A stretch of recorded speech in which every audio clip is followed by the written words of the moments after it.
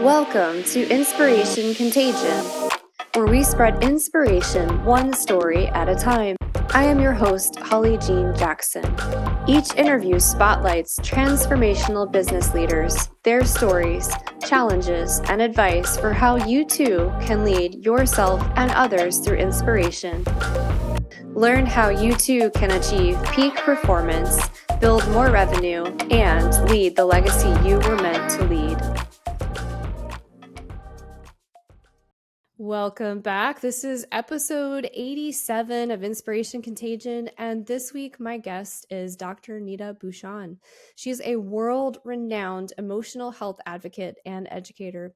She has shared her expertise in media publications as a host of her top-rated and popular podcast, The Brave Table, and in best-selling books such as That Sucked, Now What, and Emotional Grit.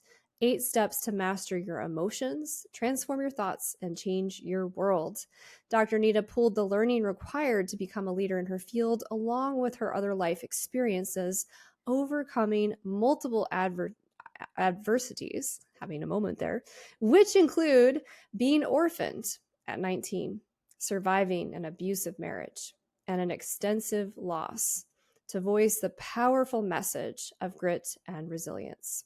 She has founded several institutes, including the Global Grit Institute, wellness education platform for optimizing emotional well-being for entrepreneurs, and she's the co-founder of Dharma Coaching Institute, an organization helping train thousands to be the highest version of themselves.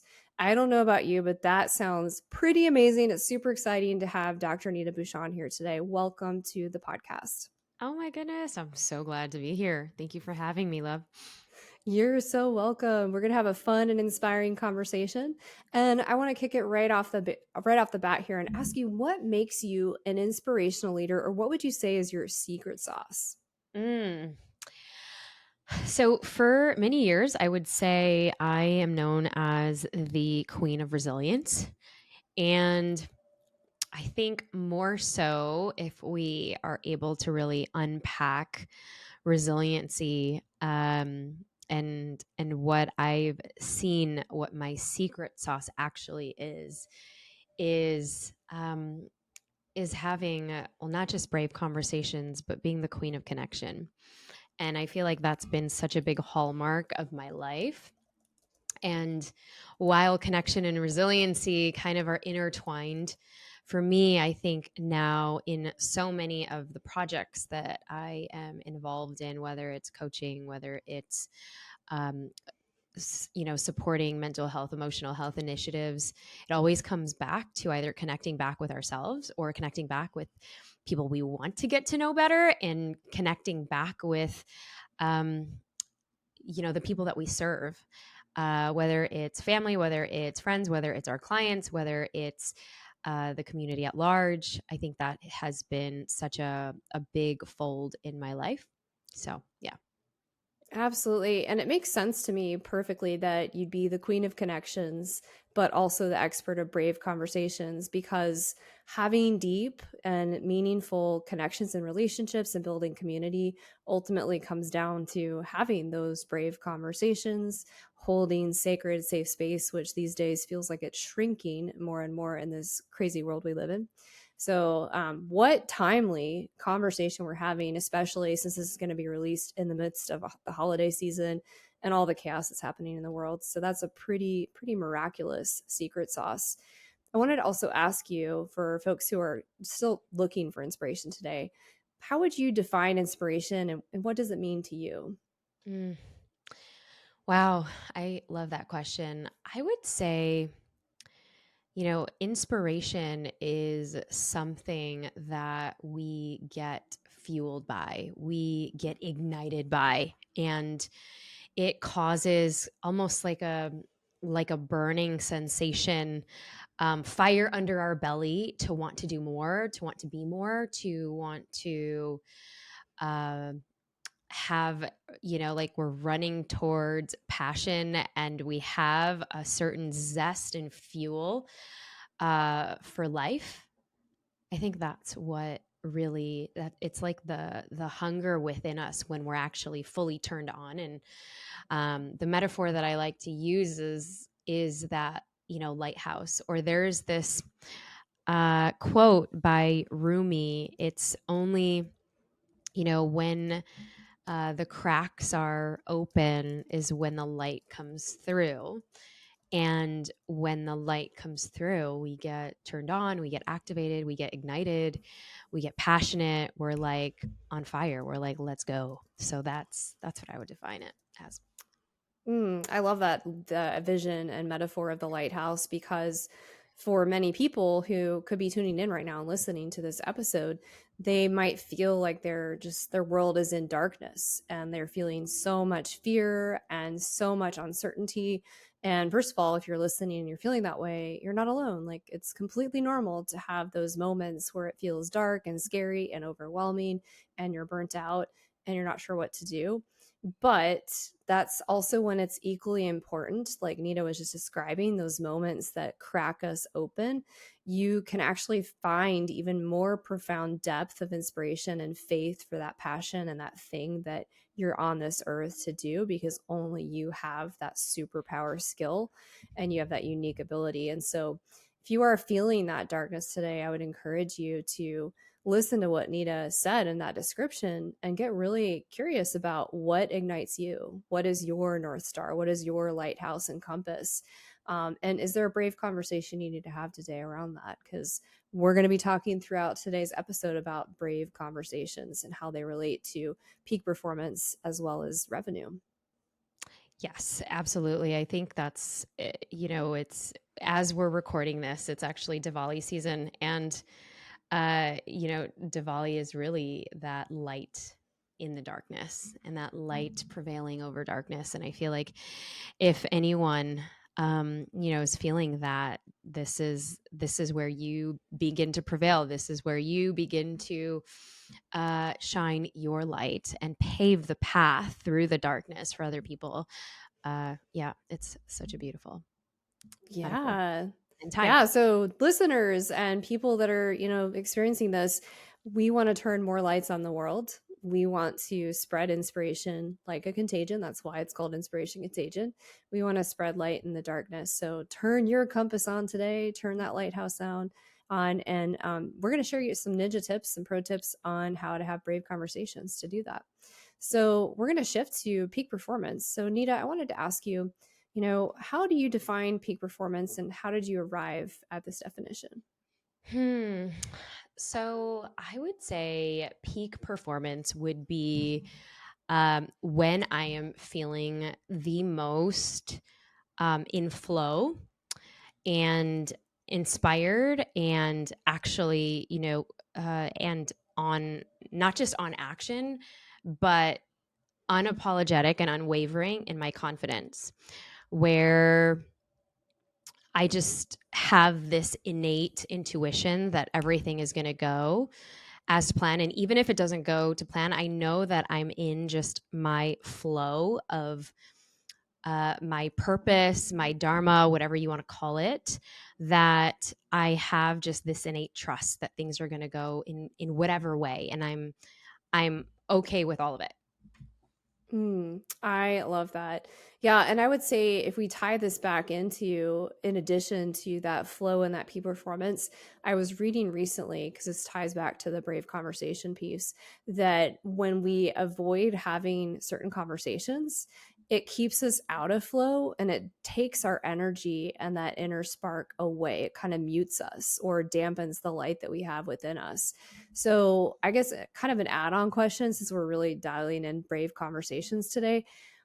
How would you say that you're defining peak performance and how do you stay in that tied to having these brave conversations? Yes, I would first want to point out, not everyone has the capacity to have a brave conversation. I think majority of us, we get stuck. We like we avoid, we distract ourselves, we shove it under a rug, we do all of the things so that and we make excuses. And the best excuses are, oh, it's not that bad. Oh, I'm just making a big deal. Oh goodness, I don't know why I even thought of that. So we psych ourselves out of it, Until then, it becomes an issue. And a tiny little issue like a snubbed shoulder or somebody not paying attention, to your presentation in the boardroom, or uh, you're presenting your deck and you have kind of like a half commitment, or somebody just not replying back to you giving a proposal or a bid for something, and you brush it off, yet you keep doing that and you keep getting more of these rejections or slights or snubs. And that tiny little snub or slight just kind of grows and it grows and it grows and it festers and it festers and it festers until then one day you blow up and you blow up at somebody. Uh, Most of the time, it's the closest people to you, because you never had the courage or the bravery to actually just tell somebody, hey, did you really mean that? Or were you, it seems like you're really busy. Can I come at a different time where you didn't get the opportunity or have the bravery to share your truth, whatever truth that means to you? Because we were, at the end of the day, at the core of our heart, at the core and the root, afraid. We're afraid of whatever it is, and there's a whole list of things that I kind of can go through, but the core wound in many of us as human beings, or the core belief that we all want, is we just want acceptance. So God forbid we're not accepted in a group or a community, or we ruffle some feathers, well, therefore we just shut the whole thing down. Yeah, yeah. And I know too, for folks who, we have a lot of entrepreneurs and business leaders that tune into this podcast, and having those snubs and those rejections is kind of part of the game, right? So you have sales conversations where it could be a no, or people kind of ghost you and don't follow back up with you. And so what Nita is sharing is really important stuff for people that are business leaders, entrepreneurs, just even just moms and parents. Like, this affects all of humanity. And right now, I'd say people need these brave conversations and that framework for having them in a safe container more than ever. So, kind of along that line, Nita, I wanted to ask you, what were some of the challenges and obstacles you faced along your way to achieving peak performance in your business? And if you want to, you can also add in and layer on how brave conversations has helped you, overcome those challenges. Yeah. So in as in peak performance in business, I think doing things that really align with your dharma and your soul. Now I just say no to projects, people, and things that aren't in full alignment. And I think that saying yes to more things that are in flow, in ease, and it's not to say that there are systems and processes to get to that flow and ease, to set things up, because I've also been in situations and run companies where it's a little bit of a shit show and then it takes a little bit more to organize. And I'll just share, earlier this year I was going through a rebuild after I was on a full book tour for my latest book, That Suck Now What. And I had to have brave conversations around realizing and recognizing that the team that I had for this particular business wasn't going to be the team that was going to allow me to grow for the next iteration, for this particular vertical that we have. And that I needed to have a brave conversation with myself around that, even if I was in my peak performance. But I also think that taking the time to step away, which a lot of us do not do, because we're like, let's push. We're going through a hard season. We're going through a hard week, and we're just going to keep doing it. But then at the expense of, oh, my neck is like cracked. My shoulders are giving up because I've been sitting all day, because I haven't even been able to move my body or go to the gym or do stuff that lights me up, or meditate, or sit in like a reflective phase, because I think I'm just going to pummel through and do all of the things. Yeah, versus for me, it was, okay, I needed to have brave conversations and let people go that were with me, that was able to build to a certain level of where I was at, and really ask myself a hard question of, am I doing myself a disservice if I can't see them grow with me in the next phase, next chapter of what I see for this organization? And that was hard because that meant that I had to let people go that I really genuinely loved, but I just knew that their skill set wouldn't be what I needed for this next chapter. Mm. I love that too because it applies that you are actually walking the talk of what you teach in your book and what you teach in your programs of, I'm sure that moment when you discovered that you had that sucks. This sucks right now. And then you're probably asking yourself in that brave conversation moment, okay, what am I going to do next? And good for you for pausing, stepping back, being reflective, and having the space to figure out how you're going to have those brave conversations to grow things to the next level. So, really inspiring. And thank you for sharing the vulnerability of what happened with your team. And I'm sure so many people listening to this have been there, or they're there right now. And it's really hard because I believe when you're a small to medium sized business owner in particular, you really do love your employees, like their family. Your clients are also typically your friends, and all of that. And a lot of the business owners I work with as clients, they have that same vibe. And it's very difficult because you've put so much into them. And I can only imagine how that conversation went. So kudos to you for having the courage and bravery and authenticity to have those conversations and overcome them. Yeah. Thank you for that, love. Yeah, I think that, there was a time where I avoided brave conversations like the plague. I was like many of you listening to this who were like, nope, it's not that bad. It's not that big of a deal. And I remember the first time that I actually had to let somebody go. And this was when I was a cosmetic dentist, and I was a junior dentist, and I was a little bit crazy. I bought my first practice like very early on in my dental career. People thought I was like the nurse. They thought I was the assistant. They were like, "How old are you?" And to make matters worse, I bought an existing practice. So I took over the practice of a guy. Thinking now, he must have been in his, I don't know, 70s. And here I am fresh out of school, like, I don't know, mid 20s. And I'm not white. I don't play golf. I'm not a male. And I'm in this, affluent neighborhood, middle class to affluent neighborhood outside, burbs of Chicago.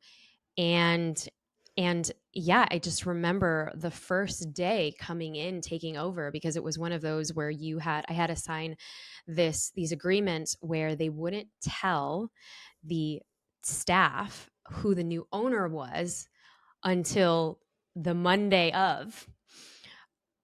So that was a big surprise. And so when I walk in, and most of the women there were probably like, twice my age, I had two people quit on me that day, and I had no idea what I was doing, let alone the confidence, let alone, I'm like, why are you leaving me? What, do you not like me? So it was all of those things. And I went through so many of those battles for those first, I want to say 4 months, because it was a revolving door. People were either embezzling, they were like, and to be fair, I honestly also didn't know what I was doing. I was a brand new entrepreneur, let alone dentist, let alone business owner. And so I remember for the first time when I had somebody that I was so desperate, but you could tell the vibe was off. She did not belong in like customer service, let alone, you probably wouldn't want her to be like your assistant in the dental chair while you're getting work done. But it was, she was combative, and it was like not a thing. And I was afraid. I was afraid of having a brave conversation to let her go, because I knew it was going to be fireworks and just defensiveness and all of the things. So I had to actually, and I now have a course around this, but I had to focus on first the facts, not the fact that like I'm so upset that why isn't this working out, and fully breaking down into tears that what am I doing wrong. but I had to actually stick to facts of, all of these specific instances where it was either a violation of boundaries that I did not have or guidelines that I did not have. But it taught me so much about Mhm. what we need in terms of either figuring out if our agreements have been violated, if our boundaries have been violated, if our guidelines have been violated, what our company policy is, what, your friendship policy is or relationship policy is if you have one of those. And now I have these agreements in place, and even my husband and I, we actually have this now in a personal sense for us. What are our agreements? What are our non-negotiables?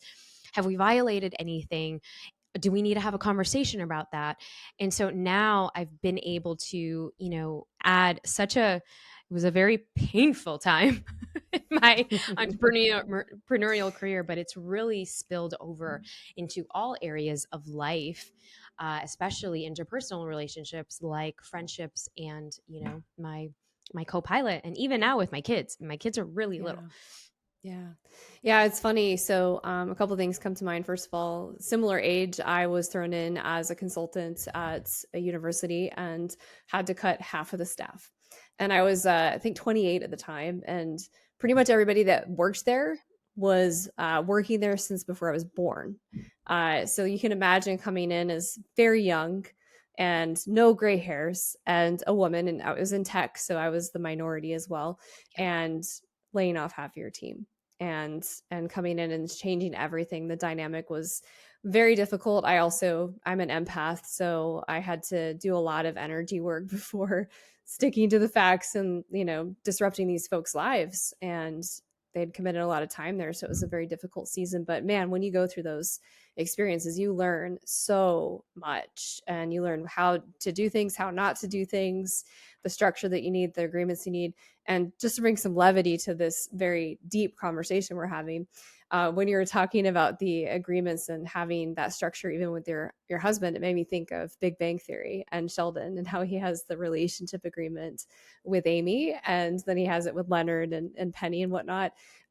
So you can even bring levity to these brave conversations and make it fun and playful as you explore these agreements and these boundaries. It doesn't have to be this exhaustive thing. But I do want to shift gears just a little bit. And I want to ask you, you've shared a lot in some ways through your stories, but how have you applied this peak performance and the lessons you've learned from those challenges to your employee experience with the new team you're building today? Oh, yes. I think it's knowing. So the first thing is fire fast. If, in the amount that I've rebuilt the team, I've also fired fast. I've also let people go where typically on average I would give either a 60-day trial or even a 90-day trial in one of our other companies. And when you kind of are leaning into your intuition, there's a really beautiful quote. I think it's from Ian Van Zandt. She's a, personal growth hero and an author. But she says, when people show you their true colors, believe them. And so I'm like, you see something once, you just pay attention. And I don't need to wait for the next time they do something like that. And there are just certain things in my mind that, at this stage of business building, I just don't have room for, or capacity for, or even patience for. So fire fast. If you sense something that is just not in energetic alignment or is not what you need, why wait? When there is a tiny little cancer, it spreads, and it spreads fast. And so I would say, fire fast and Yeah. be very clear with the expectations that you are looking for. Um, I have had to share with people that, and this is the other thing. I have such a warm personality. I'm warm, cuddly, fuzzy, and when it comes to training people, I have my ice queen hat on. I have to be, in order to protect my boundaries, but also I'm very direct. And I've realized that, certain generations may not be as, um, accepting of that. I've had this happen, quite a bit, and I'm like, wow, what is that? And where I have to actually preface this also by saying, hey, I'm just going to let you know, I'm really direct. So, this might come off as like, but I have to preface this because I feel like there is a generation, love you, Gen Z. However, there is a lack of resilience there, or this idea that everything is on a silver platter, and so there's a lot of sensitivity, or there's this I have to honor my mental health, and I get all of that. I'm an advocate of mental health, but when it's used as a weapon, that's when I do not agree. Yeah, so I have I have my hot take on that. Um, I love but I that. hope I I love answered the No, question. I love all of that, and I completely agree. One, I've actually been through a season recently of firing fast, and boy, I've gotten really fast at firing. And that's not to say that like I give very clear expectations, and I feel like I'm very reasonable. But when somebody crosses a line that's a value issue, or my intuition is like saying run for the hills, I listen to that, because when I don't, it screws me in the long term. And when you're in business, it's over 5 years now and going on to year 6 of business. If you're good at this, learn to listen to that sooner. So Mhm. absolutely fire fast, listen to that. And that includes your clients. Yeah. I recently, this rarely happens anymore, had a new client, and it's just been a nightmare. And so I'm firing that client. I'm like, cool, well, this isn't working. So here's your money back. Moving on to the next thing. And I completely agree with certain generations and certain people. I am also ultra direct. So, by the way, if you're listening to this and you're like, oh, I want to work with Holly, uh, no snowflakes welcome. No silver platter folks welcome, because I am here to partner with you for you to be successful. And that requires me being direct. And that means I'm going to have some uncomfortable conversations with you to point out your blind spots. Yeah, Um, what is this with the directness? I mean, yeah. and here's just my thing on it though. I think also because I've had these conversations. My husband's also a big entrepreneur, and I'm like, I wonder, is it? Do you know what I'm going to do? Do you go through this? And he is baffled because I'm like, and we've had even these discussions where I'm like, if it's coming from his mouth, it's not deemed as direct. It's like, Mm, okay, confident, got it. huh. And so I've also felt that there is some sort of a gender bias. Um, Maybe because I don't know if it's because patriarchal society, people are just they are more ingrained to listen to the voice of a man versus a female. And we have all these stereotypes, these gender stereotypes of if you are direct, that means you're bitchy. If you are direct, that means you are can't work with you. And I feel like I have to overcompensate to tell you in advance, like that I'm direct. And I'm not going to be your best friend. However, I will be extra warm and all of the things because that's my personality. Yet we still need to get stuff done. Yeah. So Yeah, that's why part of my onboarding process before I work with folks is I'm like, I'm your biggest fan, your biggest cheerleader, but also when you need a kick in the butt and we need to call something out that's going to be super uncomfortable, I am not going to be shy about sharing that with you. So if you're afraid of that, just I'm telling you that right now, because we should work together. Yeah, I don't know what that's about. We could have a whole conversation about oh the gender gosh. bias of that. But what's Yes. so funny is most of my clients are men and they don't have an issue. I'm like, you need to do this. They're like, yes, I do need to do that. I know why And they're all men though, Holly, because why? you are direct. You're direct. And yeah, the snowflakes will bend. And because, when I initially was a leadership coach, I would those were all my clients were men and they loved it. They're like, yes, tell me Yeah. what I need to do. Uh, and and that especially for very type A, honestly masculine women, we can do that. I think what I think maybe is a trigger point, and I think this is just because now running a couple of different coaching companies, and I've seen this through all of those doors.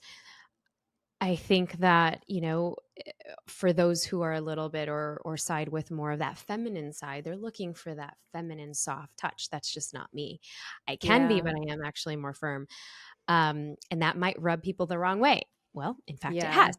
So, and that's neither say it's not a good thing or a bad thing, but I feel like now I just have to over preface this. Yeah. But I also think I was seeing a meme earlier, and it was like a famous actress. I'm gonna get her name wrong, but she's definitely in, gosh, she's like in one of those sitcom shows. She's funny as well. And she was like ranting. She's like, "What is up with you all in this generation that you just claiming a mental health day? Like, I gotta close this for my mental health. I can't see this for my mental health. You know, I feel like you all are just using this as a cop out. No, in order to fully grow, we have to also open our eyes to what we cannot stomach and actually expand into that, because that's what resilience is. That's what resilience is to owning even the parts of our shadow that are saying, "Ooh, that is really uncomfortable.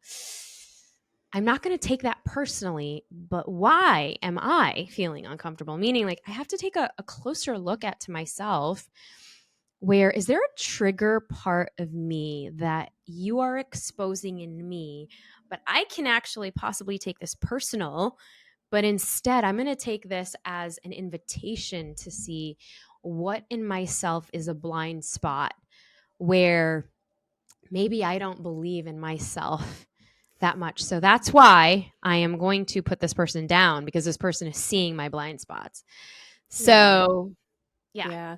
No, it's interesting too. And then we're going to move to revenue in a second. But the client that I had this recent interaction with was a woman, and I was So sorry. direct, and it was yeah. No, but it's true. It's sad, and I have a lot of female clients that are amazing to work with, and they do need more of like that soft touch, and we still work well together.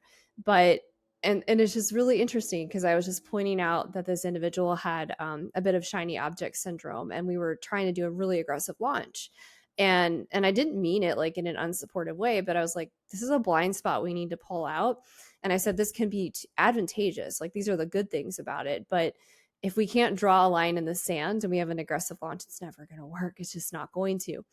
And that was such a trigger. And the reality is in life, we are meant to be mirrors for the people around us, and the right teachers show up at the right times.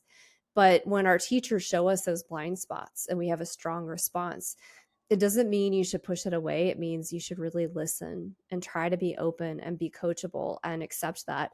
And then the last thing I'll say about the generation thing is, if I took an emotional wellness day or a mental reset day every time something went wrong, I'd be taking them every day, because when you're a business owner and an entrepreneur, shit hits the fan every day, 24/7. I'm going to just tell you, it's like this roller coaster. You get better at managing the roller coaster, but it doesn't stop. And people that aren't entrepreneurs, business owners will never understand this. So you also need to have a support system of people that get it, because you can't go like my mom. I love her. She's amazing. She's my biggest cheerleader, but she does not get the roller coaster of entrepreneurship. So if I go to her with a business thing, she doesn't get it. But for you, Gen Z, Gen Ys out there, if you're listening to this, please, like, yes, I understand if your dog dies, a family member dies, like something extreme happens, take your mental health day. But if it's the everyday stuff and the normal suck of life, get used to it. Especially if you're going to build a business. And we have Neeta to explain that. She's, global grit. It was her experience here, and she's the resilience boss here. But we're going to shift. We're going to get into revenue questions now. All We could right. talk about that all day. My goodness. Getting all fired up. Okay. Oh, So, same. Neeta, when have you left money on the table, and what did you do to fix it? Oh boy. When I didn't have a book funnel for my book, I literally launched my book, and it was a very huge launch. I thought of everything. Um, you know, before the book launched, like everything from like the collabs, the sponsorships, getting all the people to endorse it, getting people to bulk buy the books, all of the things. Um, and I did not think of the back end. I did not think of the after, like what happens after your book launch. Didn't think of it. And actually, we're kind of on the tails of it now. Um, and so it's only recently that we've now, implemented a free book funnel so that we can scoop up the money that's been literally left on the table. Yeah, so it's interesting. You're not alone. One of the things that I do is I work with authors on how to 10x their book launch, but also to think long term about their book launch. And it's not just about hitting number one bestseller and that initial launch. Like Nita just describes, there's so much more to your book launch than that, and you put so much into it: blood, sweat, tears, vulnerability of writing those very raw stories for people that are writing true stories that are related to your business typically. So you really need to have that plan in place. But I will say one pro tip for you, Nita, is you can also relaunch with a new version and just add some small things and add in those lead magnets for the book and just have like some special little thing in there to grab some of that money that was left on the table as well. Oh, yes. Yes. Yeah. Yes. Yeah. So good. So I want to talk about your next shiny object that you're trying to monetize and build a revenue stream behind. Yeah, so it is our honestly our Brave Conversations funnel. I mean, I have my podcast, The Brave Table. We have over now at the time of this recording, I think 178 episodes, and it has hit top 50 in the world, in Great Britain, Canada, Australia, Singapore, India, the Philippines, I mean, Estonia, you name it. Where else am I missing? Everywhere except the US. We're close. We're very close. We've hit top 100, and this is in mental health and relationships. And so it just made sense that I was hoping and looking for one thing that would tie not just the book, and have the funnel for the book going for that suck now what, but also really tie in what I speak about 2 episodes a week, day after day, day after day. And the one thing that I realized, and we were talking about this, is that, oh wow, people have a hard time having brave conversations. And while it could be, the generations, the younger generations, that for sure is the case. I've definitely seen that. But I think it's also, the generation now, even, um, that we're just so used to doing things on text, and we're so used to doing things on ghosting and email that we've lost, honestly, the art of having a conversation. I respect, some of the elders and some of my mentors and my advisors who are like, hey, let's go. Can we just meet for breakfast, meet for coffee? And I'm like, oh my gosh, I really don't. I gotta do all of the things and with my kids and all of this stuff. But I'm like, you know what? I have to make the time. Right, might not be all the time, but I'm like, yeah, a face to face, sure. And I think we're losing the art of that. And so that's become one of the things that I really want to bring to the world, because not only from, one of the things that I'm so passionate about, but it's also, an obvious next step. Yeah, and actually, before we started recording, Nita and I were talking about with all the crazy things happening in the world that we both have in our own ways, this kind of heart of activism. And what's really special to me is that this Brave Conversations platform and course directly helps with activism. It helps with all of the things in the world. And if you really think about it, the most successful business owners that are having positive ripple effects in their communities are the ones that are willing to have these brave conversations. You must be able to have them to be successful in this world, whether you're in corporate America managing a team, whether you're a mom and you're raising children for future generations and creating solutions for our world, whether you're, a parent, whether you're a daughter. This affects all of us. We're humans, and we're living in a crazy time where people are so afraid to have conversations. that you're going to be unfriended for. I mean, I'm a political science major, and I remember being able to have political debates with friends just for fun. And it was really just fun. You could leave it and disagree, and like you could even not win the conversation or win the debate, but you still left as friends. Today, it is a rare occasion where I can have a real authentic political debate without the person walking away taking it personally and Yeah. unfriending me and never speaking to me again, just because we don't see eye to eye, which is crazy to me. And this stems not just political, but religious perspectives, spiritual perspectives, ways of life. I had a conversation recently with a dear friend of mine, and she's younger. And I was just sharing my perspective on, I think it was recidivism, Mm. and how it was like a philosophical conversation. It wasn't like trying to change anybody's actual views, but if her partner asked me, "Hey, if you could change one law, what would it be?" And I was like, "That's a great question." I said, "I think I'd want to redo the law around felons being labeled felons forever, especially if it's a Mm. minor felony, so that we could actually increase recidivism rates and actually improve bringing people back into the general population." And we were talking about this, and this she got really upset, and it wasn't even about her, but it's so funny, our world just makes everything personal when none of the examples I shared were even related to this person. So we were able to work through it. I had to have a brave conversation with her afterwards and say, this was a philosophical conversation. I wasn't really actually trying to change your opinion, but I was trying to just kind of have a philosophical chat on, if we lived in this other world, what would that look like? Mm. But it's kind of crazy to me that we can't even have those conversations anymore. Yeah, that we have to just keep it sunshine and rainbows. Like I'm just not I'm not for that anymore. I'm like, I'm not going to that if we can't actually get to the meat. And I think that's the part of it, right? When you're able to have brave conversations, you want to go deeper and you want to just go beneath the surface and you're like, okay, well, how's the weather? Or I like your outfit or I like your earrings. And I'm like, okay, yeah. It's one of the reasons why I created a Brave Conversations deck card, um, literally to help people, navigate these the ways to kind of go deeper and build connections. Um, if they just don't know what to start with, because I was so done with these superficial conversations, or shying away from certain topics because it would be like, ooh, too taboo. Um, so yeah. Yeah.